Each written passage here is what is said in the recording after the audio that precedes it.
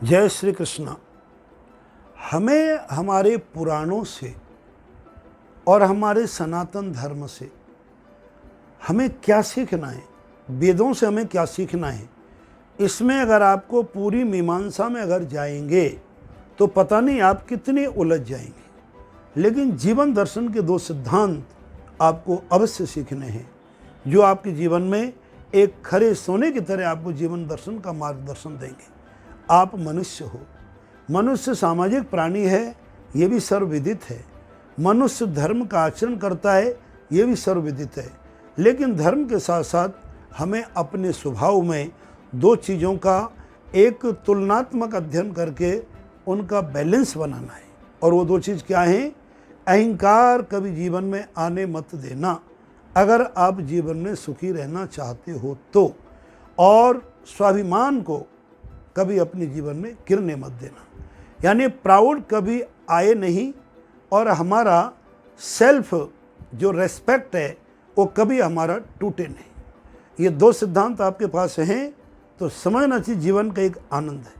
अगर आपने अपने स्वाभिमान को गिराकर एक बंधन के बेड़ियों में जकड़कर किसी के दबाव में, किसी प्रभाव में आके स्वाभिमान को गिरा दिया तो जीवन आनंदवर्धक नहीं होता है।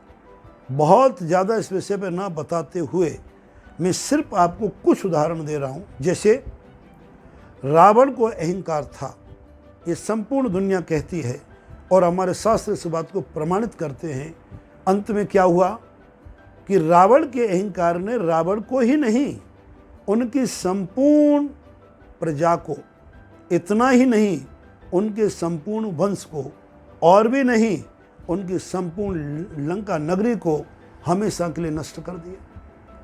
और इधर स्वाभिमान में जो भगवान श्री राम बिना साधन के, बिना अधिक सेना के, एक बंदर भालुओं की सहायता से, केवल एक आत्मविश्वास के सहारे और धर्म के सहारे उन्होंने इस युद्ध को जीता।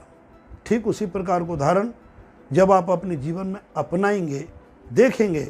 देखो, कंस और कृष्ण, यद्यपि दोनों की राशि एक ही है, राम और रावण की भी राशि एक ही है, वो एक अलग विषय है, उस विषय पर हम कभी फिर चर्चा करेंगे।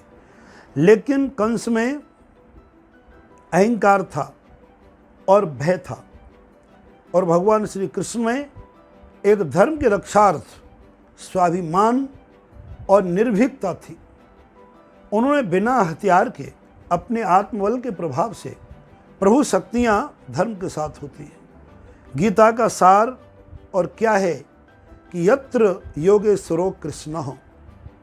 अंत में हमारे जो संजय हैं, जिन्होंने संपूर्ण महाभारत का दृश्य देखा है और हमारे धृतराष्ट्र जी को सुनाया है, गीता में अंतिम उनका श्लोक क्या है कि यत्र योगेश्वरा कृष्ण, यत्र पार्थो धनुर्धरा।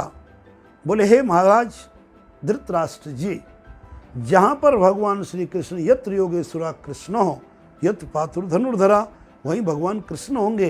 ये संपूर्ण गीता का सार युद्ध से पहले ही बता रहे हैं। वो युद्ध तो आरंभ हुआ नहीं, क्यों गीता है।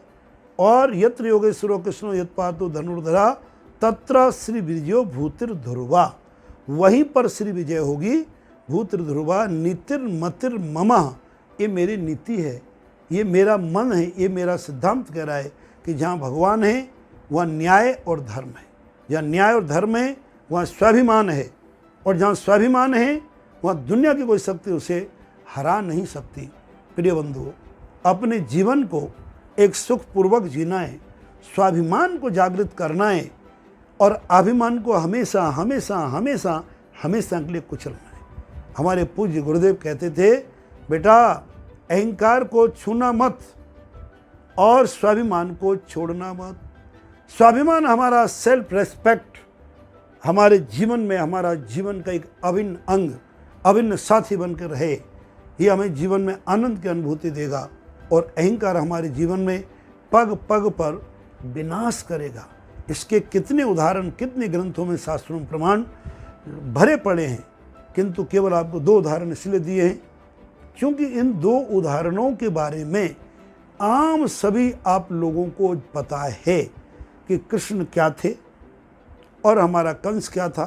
इसी प्रकार से मर्यादा पुरुषोत्तम भगवान श्री राम वनवासी होते भी अपनी धर्म मर्यादा और लेकिन फिर भी स्वाभिमान पूर्वक उन्होंने अपने जीवन को व्यतीत किया। वो स्वाभिमान का पाठ हमें पढ़ाया।